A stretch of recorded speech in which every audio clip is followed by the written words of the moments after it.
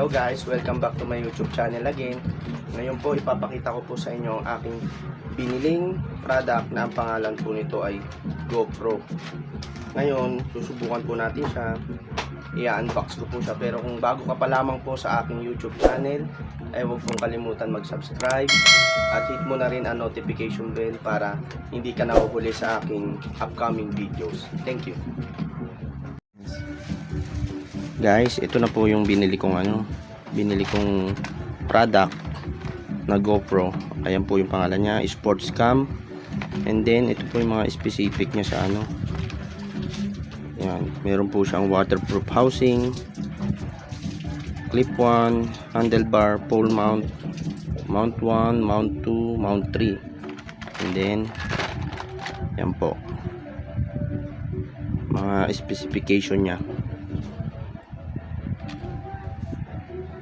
500 pesos lang po ang halaga nito na nabili ko po to. Buksan na po natin siya. Okay.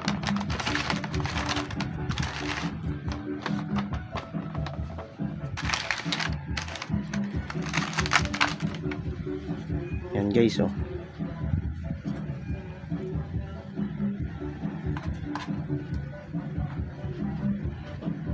Magagamit po siya sa pagbiyahe, sa kahit ano pong ano ninyo, kahit sa travel. Pwede rin po siya sa ilalim ng tubig. So ito po yung mga ano nga yeah. Ito po siya sa lahat.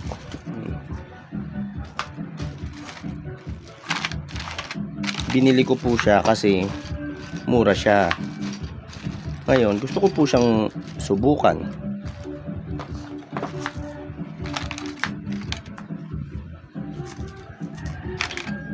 Pero sabi nga nila, mas maganda daw ang quality kapag ang presyo ng product is mataas or mahal.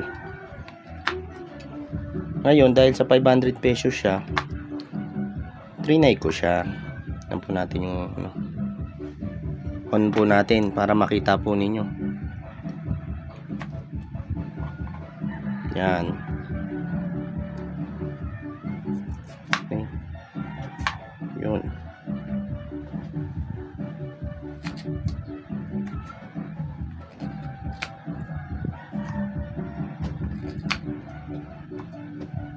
Yan. Masasabi ko naman po na sulit naman po. Pero kayo po, kung ano po ang ano sa inyo, kung ano pong mas maganda sa inyo na presyo, nasa inyo naman po yan. Pero masasabi ko dito sa binili kong product ay sulit na rin at swak na sa budget ninyo. Okay. Yan.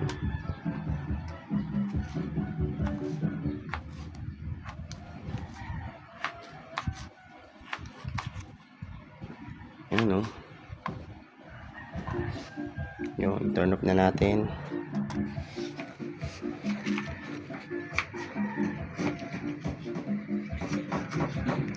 Ginagamit din po siya sa pamblog. Ito po yung mga nakikita kong kalimitan na ginagamit ng mga nagbablog po. Yan.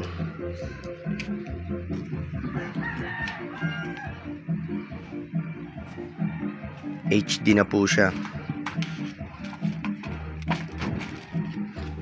Yan po guys. Napakamura na po niyan para sa 500 pesos po. Na kayang-kaya ninyo.